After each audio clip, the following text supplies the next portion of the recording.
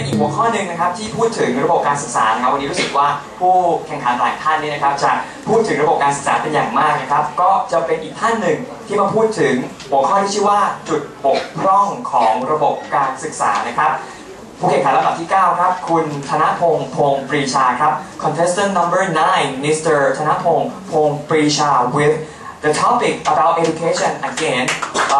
The topic is what is wrong with the education system. Mr. Thanapong, please.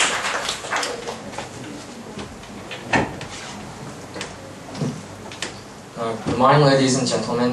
Today I would like to share some thought while I was walking in the job fair.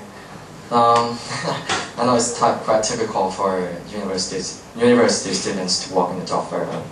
While I was walking in the job fair, I felt like there were world of opportunities awaiting me after my graduation. And I'm thankful for those who supported me and gave me life lessons. And as I walked through several kiosks, I found that each company had quite essentially a very similar requirements. First, you gotta have bachelor degree with high GPA, English proficiency, computer literacy, and so on. Then I came to think of it. What really distinguish us from commodities? I mean, you don't get paid and you don't get hired if your skills do not meet the demand of the market. And you are so proud graduation day that you took tons of photos was merely your manufacturing date. You probably get expired when you retire. Now, it's an ugly truth, but people are being educated to feed in industrial sectors rather than to be learned. Now, what could be so wrong with this system? First, honesty along with compassion along with other morals are not enlisted in the job requirements.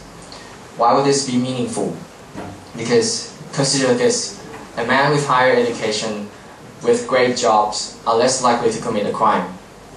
But does that make the statement valid? I mean, there is a study from the book for economics. The study was conducted by a man who sold bagel. Each and every day, this man delivered bagels to tons of offices, hundreds of offices in New York. Now, he delivered as well an empty basket to collect money. And in the evening, he will collect the money as well as the leftover. By the way, the bagel was sold $1 each. Now, one of the many intriguing facts found from the money reports is that many of the higher ranked officers who work at the upper floor tends to pay less money than their subordinates. That means cheating, right? But to look on the bright side, maybe they're cheating because their sense of entitlement, like, I'm a boss, I work here for decades, why should I pay for $1 bagel, right? But if you look on the other side, maybe cheating is the way they got to be executive. Now, that is why it is important to have very good people, a lot of good people in society, because good people can be trained to have skills. But talented crimes nowadays can hardly be detected. Now the second reason is, everybody is a genius, but if you judge a fish by its ability to climb a tree, it will live its whole life believing that it is stupid, said Einstein, of course. But that is exactly what is happening here in current situation. I mean, students are being tested with a standardized examination in order to get to higher education. And those who fail cling on to the thought that they are at the bottom of the pyramid. While standardized test is necessary as a diagnosis, it is not sufficient to judge the students of the whole country. Many friends of mine who are good at singing, cooking, drawing ended up studying engineering and suffered a lot. I mean, because that is how society operates nowadays. Society does not want a lot of artistic masterpieces.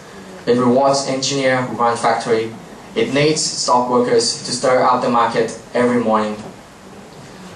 What I wanted to say is, how the society operates today is wasting many talents and suppressing many decent people to grow. And this paradigm must be altered. I mean, one of the solutions is, as suggested by Sir Ken Robinson, is to devolve the responsibility of education to each individual school. Because that way, learning and imagination of children can truly be promoted. And after all, Learning occurs in the classroom and not in the legislative building. Thank you, ladies and gentlemen.